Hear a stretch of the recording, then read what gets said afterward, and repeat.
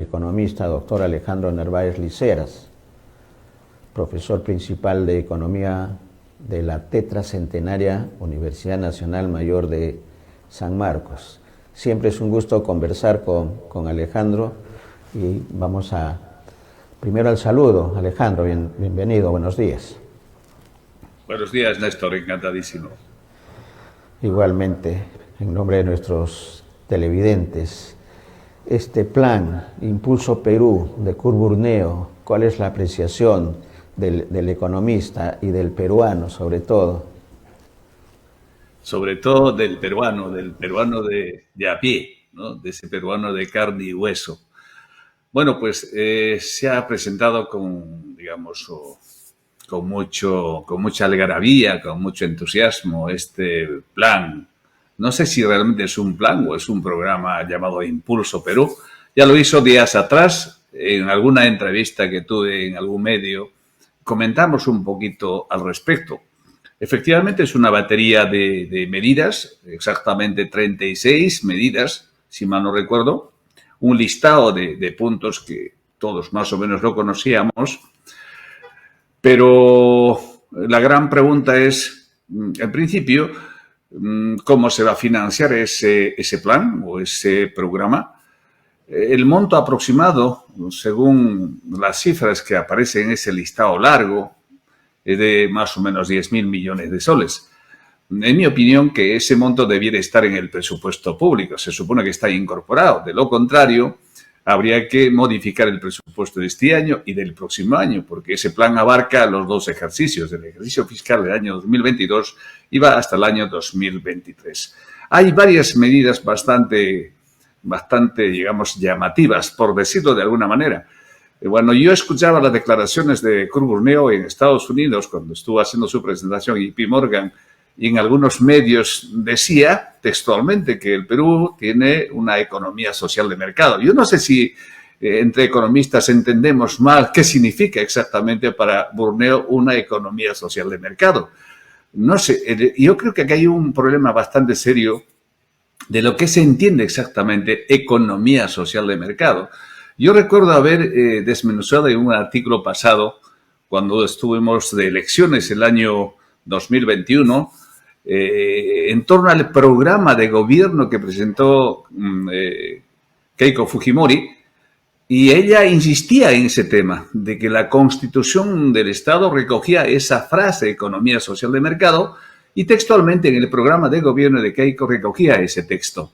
Entonces me puse a investigar un poquito sobre el tema, qué es exactamente, porque me había generado una cierta intriga, una cierta curiosidad, porque para mí no es ese lo que significa economía de mercado. Entonces escribí un artículo sobre la materia y entonces ahora un poco mirando lo que es el modelo económico vigente, la forma como se está administrando nuestra economía, la forma como se está tomando decisiones, pues dista muchísimo de lo que en sentido estricto significa economía social de mercado.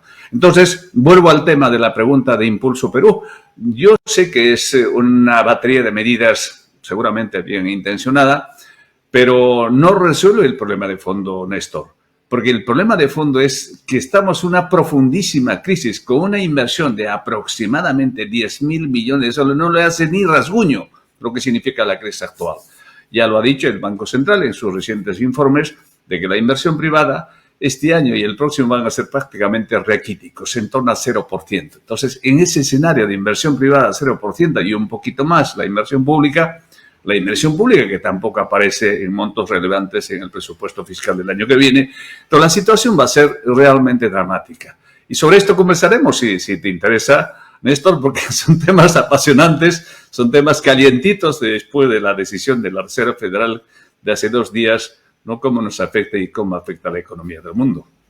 Correcto, y sí, y hablando de la economía del mundo, nosotros estamos inmersos pues, dentro de la economía, y Estados Unidos ha anunciado también medidas para un tema de inflación. Eso nos lleva a los ciudadanos de a pie y a los comunicadores también a hacer una pregunta al especialista y con las condiciones de docencia que manejas, porque por nacimiento, por crecimiento y por por función universitaria, así lo exige. Pedir para nuestros televidentes cómo impacta estas decisiones en Estados Unidos, en la economía nuestra. Primero, ante una inflación norteamericana que es bastante preocupante, pero que en el caso peruano pareciera, y esa es la impresión para la aclaración del especialista Alejandro, que la situación en el Perú todavía puede ser manejable en términos de inflación y en términos de inversión, que tenemos todas las posibilidades. ¿Cuál sería entonces las recomendaciones a este plan que como bien señalas es solamente un rasguño para no ir a la cuestión de fondo? ¿Qué es lo que tendría que hacerse, no solamente en economía, sino a nivel del MEP, sino a nivel de toda la gestión del gobierno central? Bueno, yo creo que empezaría si yo fuese, digamos, un alto funcionario de una institución pública importante, empezaría primero teniendo el diagnóstico adecuado, el diagnóstico más certero de lo que está pasando en la economía. Y eso pasa por reconocer nuestras debilidades y nuestras fortalezas. Siento, percibo, noto de que el diagnóstico no es el correcto. Las estadísticas que manejamos nosotros, que son proporcionadas por las instituciones públicas, como el INE, el Banco Central, el MEP u otras, pues seguramente que tiene algún, digamos, algún indicio de ser más o menos cercanos a lo que está pasando en nuestro país. Como todas son encuestas, también da lugar a un margen de, digamos, de duda, porque son informaciones oficiales. Tampoco nos engañemos de que muchas estadísticas en muchos países del mundo se manejan con criterios políticos, y lo sabes perfectamente, Néstor. Eso ha sido así y seguirá siendo. Y nadie se cuestiona por la calidad de las estadísticas que existen. Nadie se pregunta si son buenas o no. ¿Quién controla las estadísticas que se publican? Porque es crucial para tomar una buena decisión. Y entonces, yo parto de una cosa muy sencilla. El Perú tiene un problema diferente al de Estados Unidos. En el Perú hay 44% de peruanos en edad de trabajar subempleados con trabajos menores a 30 horas y ganan menos de un sueldo básico. Y un 6%, según las cifras oficiales, 6% de desempleo abierto. Esto es un dato objetivo, dato que nos da el INEI, por lo tanto hay un punto de partida. Es un primer dato. Y el segundo dato relevante es el tema de la pobreza. La pobreza multidimensional, 36.6% según el BCR, y según el INEI podríamos estar tranquilamente en torno a 25-26%, ¿no? Es la famosa pobreza monetaria. Entonces son los datos fríos. Los datos. Entonces, ¿cómo nos afecta las decisiones que se está tomando en Estados Unidos, o qué podemos hacer para salir de ahí, de ese pozo en el que estamos metidos? Y la pregunta que también nos hacemos, Néstor, es ¿quién nos ha metido a ese pozo? Nosotros nos hemos autometido, por decirlo de alguna manera, o alguien ha tenido que tomar decisiones equivocadas para estar en lo que estamos. Entonces, primera cuestión es que para una crisis tan profunda como la que estamos atravesando, estas medidas me parecen cortas, muy cortas, por lo tanto, no van a ser, digamos, la respuesta adecuada a una profunda crisis. Por otro lado, hay una frase que siempre se suele recordar en el mundo empresarial, en el mundo económico, que dice de que cuando la FED estornuda, el mundo se resfría. Y efectivamente, cuando la FED sube las tasas de interés, como acaba de hacer el día miércoles lo hizo, y lo hizo en un porcentaje bastante alto. 75 puntos básicos representa en este momento una tasa referencial en ese país de 3.25%, tasa anual de referencia que fija el Banco Central de los Estados Unidos. Entonces uno se pregunta, ¿cómo esto puede afectar al resto del mundo? ¿Cómo es que nos vamos a resfriar ante un estornudo de la FED? Pues muy sencillo. Es que nosotros el grueso de lo que consumimos en el país importamos todos los derivados de petróleo, mayoritariamente, 90% importamos alimentos, importamos bienes de capital, importamos el trigo, importamos el aceite de soya, importamos una enorme cantidad de productos. Y lo hacemos en dólares. Y el dólar acaba de subir y está subiendo en los mercados internacionales como consecuencia de esa subida de tasas en los Estados Unidos. Entonces, automáticamente, el dólar se fortalece con una subida de tasas que fija la Reserva Federal. Entonces, el dólar se está apreciando en el mundo entero, las otras divisas locales se está depreciando. Y entonces necesitamos más dólares para comprar lo que necesitamos en el país. Y ese mayor precio, pues automáticamente se traslada a los precios del consumo local. Y eso es lo que llamamos técnicamente inflación importada. Entonces, estamos en ese escenario. Nos afectará más, la inflación aumentará en nuestro país, la deuda externa que pagaremos en dólares, más caro que antes, sin duda, porque los intereses suben.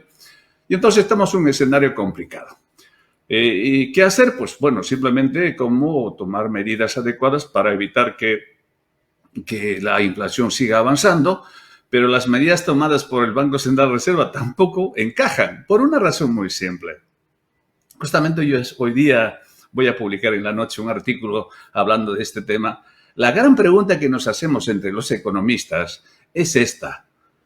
¿Esta es una inflación de demanda o es una inflación de oferta? ¿Qué tipo de inflación es? ¿Cuál es la causa de esta inflación? ¿No? Parece una pregunta trivial, parece una pregunta baladí, pero no es. Es profundamente interesante porque de ahí depende el remedio que tú puedes dar. ¿Cuál es la causa de por qué los precios en el Perú suben como están haciéndolo actualmente? Pero pareciera ser que nuestros amigos del Banco Central tienen otra lectura de las cosas que pasan en el mundo. Yo siento que viven en un mundo ficticio, un mundo que no se conecta, que no conecta, mejor dicho, con el mundo real. La demanda que nosotros tenemos no es lo que se está dando en Estados Unidos. En este momento en Estados Unidos la tasa de desempleo está en torno a 3.5%. Es un dato objetivo, igualmente oficial. 3.5% de desempleo abierto en Estados Unidos. Prácticamente empleo abierto, empleo adecuado. O sea, empleo, digamos, a rabiar. Hay mucho trabajo, ¿no?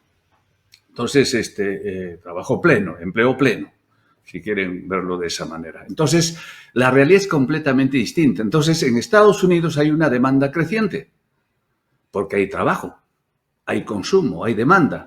Entonces, lo que está haciendo el Banco Central es cómo frenar esa demanda, ese consumo, y lo hacen a través de la subida de tasa de interés. Así de sencillo, ¿no? Suben la tasa de interés, entonces las empresas y las familias se resienten o simplemente consumen menos, demandan menos y de esa manera frenan el aumento de precios. Porque hay pleno empleo en Estados Unidos. Pero eso no es el caso peruano. En el Perú estamos en una situación completamente distinta. Por lo tanto, tomar las mismas medidas como lo que se está haciendo o se está dando en Estados Unidos, pues no es correcto. Esta es básicamente, la inflación peruana es básicamente una inflación de oferta. ¿Por qué de oferta? Porque importamos lo que decía el grueso de lo que consumimos en el Perú. Es exactamente lo que está pasando en Europa. La inflación en Europa no es por un calentamiento de su economía. La economía de Estados Unidos está maltrecha. Hay una tasa de desempleo enorme. Por lo tanto, igual se equivoca el Banco Central de Europa al seguir subiendo tasas y lo único que está haciendo es, como muchos economistas lo dicen, es frenar el crecimiento económico. Y eso es lo que no se puede hacer. Pues eso es lo que se está haciendo en el Perú. Por lo tanto, medidas equivocadas ante una situación tan evidente como la que vivimos, Néstor. Una consulta que están haciendo, dice que es estudiante de economía y señala lo siguiente, profesor, dice Alejandro, dice profesor, sería una interpretación lógica indicar que el ministro de Economía, Kurt Burneo, que tiene poco tiempo en la cartera, pero que es un economista reconocido, ha tomado una papa caliente, y ha salido con este plan Impulso Perú como una solución inmediata, pero no una solución definitiva para los problemas de la economía del país. Bueno, estaba en su rol de tomar alguna iniciativa en el sentido de que la crisis se profundice más, pero insisto de que las medidas que se han tomado, no solamente en esta nueva era de Burneo, sino también del ministro anterior, son erradas. Por una razón simple. Los efectos de la inflación no son neutros. Eso hay que reconocerlo todos, economistas y no economistas. Los efectos de la inflación no son neutros. Por lo tanto, las medidas que el gobierno tome tampoco puede ser lineal, tampoco puede ser igual para todos. Porque nos guste o no, tenemos que reconocer que aquí hay empresas mineras, de energía, empresas financieras que han ganado muchísimo dinero y están ganando mucho dinero en los últimos años. ¿Qué no pasa con ese grueso de peruanos que están atravesando una situación francamente mal? Por lo tanto, si yo bajo el impuesto selectivo al consumo o bajo el impuesto general a las ventas, a los alimentos, o si mantengo el fondo de estabilización de precios de los combustibles, pues estoy beneficiando a ricos y pobres, a todos por igual. Y por lo tanto, esa medida es ciega, es ineficiente, es desacertada. Desde ahí, mala cosa. O sea, eso no se da en otros países. En otros países hacen lo que llaman discriminar quién realmente necesita ayuda. Y en este país necesita ayuda esos millones de peruanos que no tienen empleo, que están en situación de pobreza o pobreza extrema. Por lo tanto, las medidas tienen que ir direccionadas en esa línea. Y si no se hace así, las medidas tomadas son, yo repito, ineficientes, que no apuntan a lo que realmente debiera ser. De manera que este tema de economía social de mercado que está quedando en agenda, como siempre quedan temas, Alejandro, para conversarlo, porque queremos pasar a un tema de una actividad que está organizando el Instituto Internacional de Economía y Empresa, y es este 24 de septiembre, mañana exactamente a las 7 de la noche.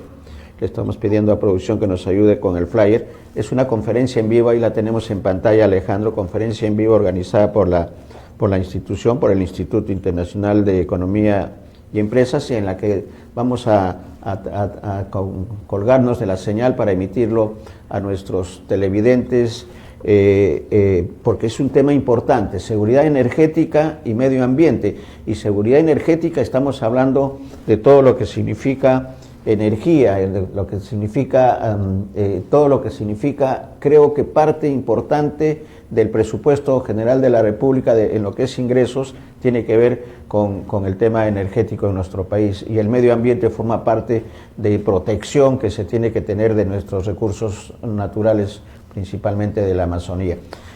Coméntanos sobre la conferencia en vivo, la calidad de los expositores, además de tu persona, Alejandro.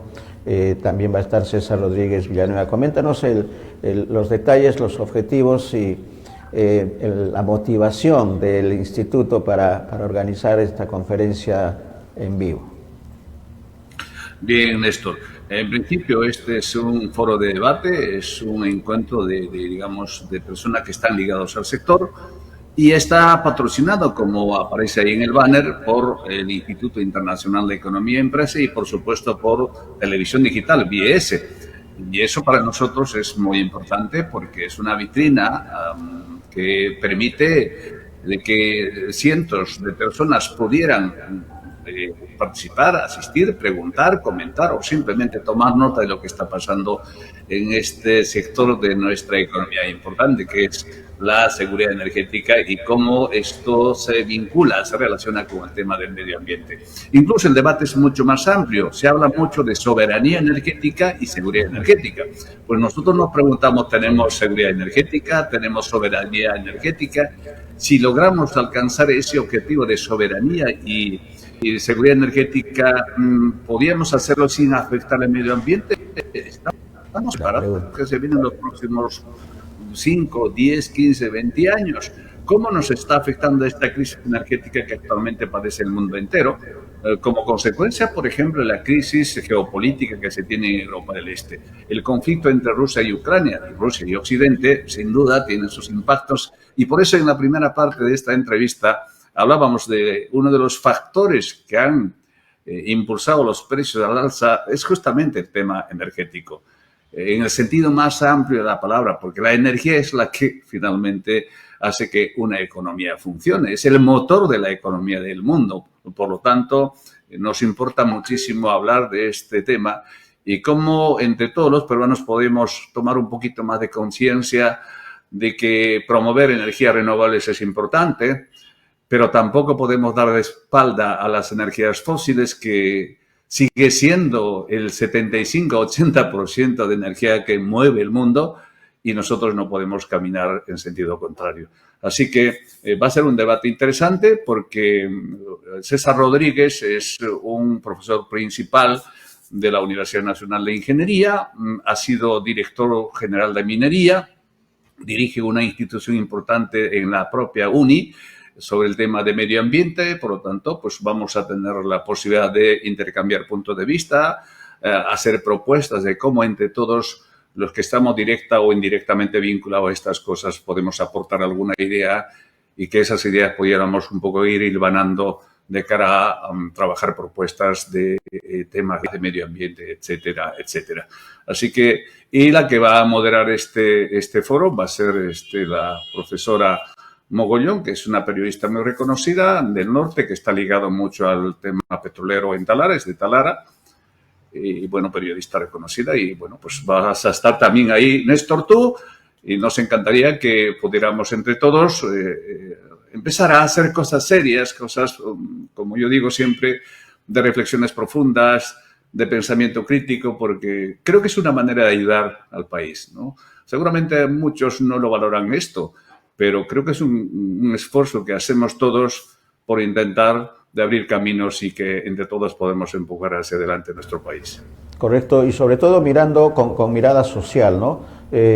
Porque las riquezas renovables y no renovables que tenemos tienen un fin que es satisfacer las necesidades de la población y no necesariamente del entorno, sino de todos los peruanos, porque las riquezas energéticas y mineras que tenemos pertenecen a todos los peruanos y no necesariamente a quienes viven alrededor de los asientos mineros. Y a propósito de esta última reflexión, un comentario de expectativa del economista Alejandro con respecto a Perumín, que se inicia la próxima semana en Arequipa, a propósito de todo lo que pueda significar seguridad energética. ¿Cuál es la expectativa que tienes con respecto a Perumín? ¿Se espera que haya un mejor sinceramiento del gobierno? Ayer tuvimos una entrevista con Pablo O'Brien, que es analista y es especialista, investigador en el tema energético.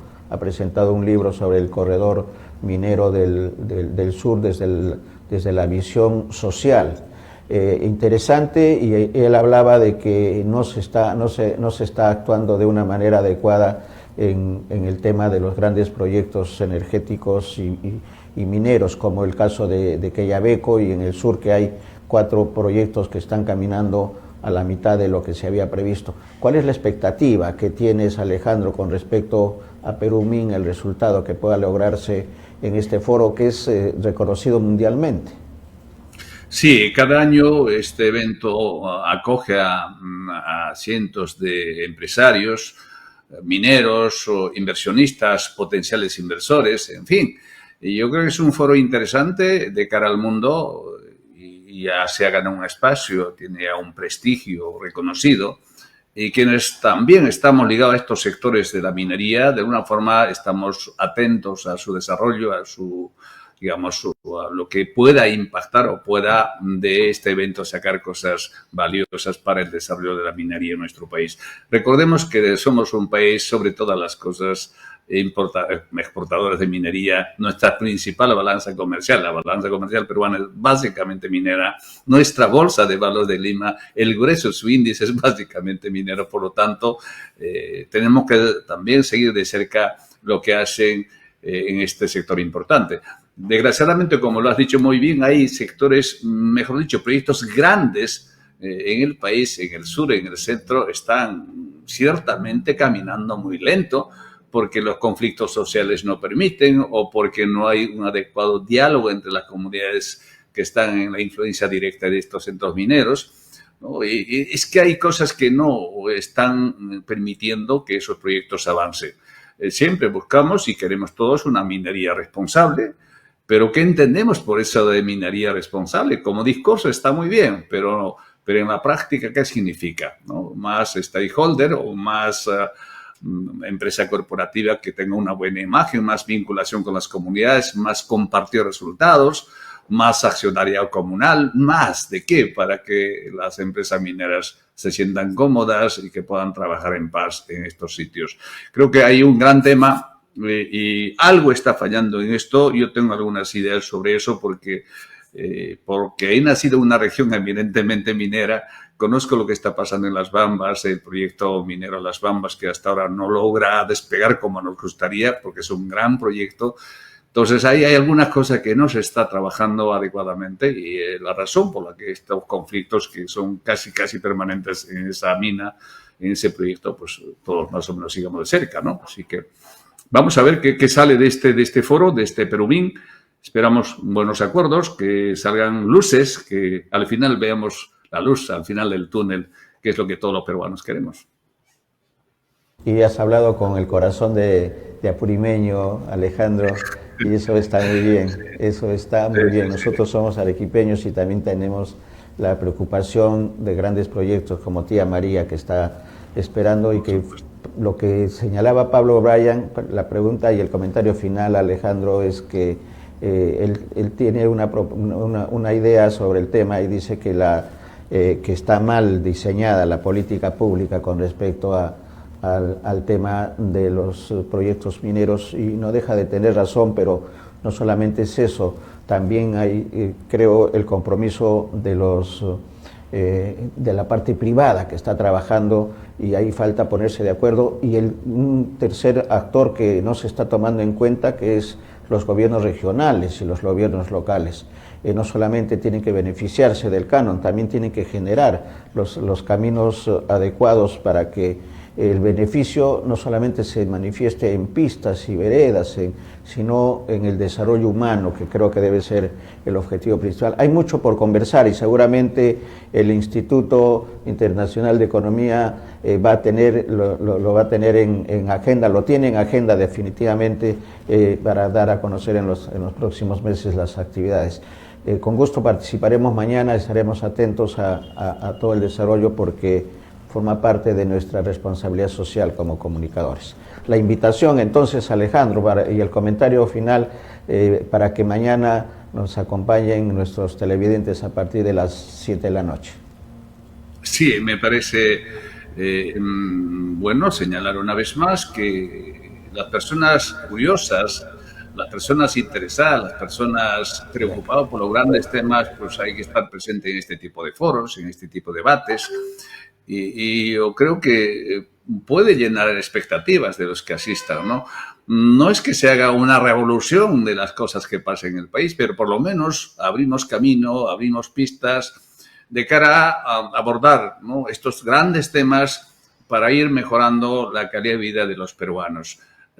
Estamos como un país un poco sin norte, ¿no? Sin rumbo claro, no tenemos la diana bien, digamos, identificada, y por lo tanto estamos apuntando mal. Y estos temas pues se abordan en el mundo académico, en el mundo universitario, para eso está la universidad. Yo soy profesor de San Marcos, ahí tenemos otro profesor de la uni. O sea, esa gente que está trabajando en las universidades, que hay muchísimos profesionales de primerísimo nivel, pues tienen que estar en estos eventos, tienen que participar en estas conferencias, en estas reflexiones, en estas conversaciones. Y tenemos ahí BIS, que es una vitrina importante en ese sentido, de la mano con el Instituto Internacional de Economía y Empresa, que tiene alguna experiencia en este tipo de cosas, van a sumar y a hacer sinergia. Y luego, pues en los próximos, seguramente, semanas y meses iremos abordando otros temas que a todos los peruanos importa mucho.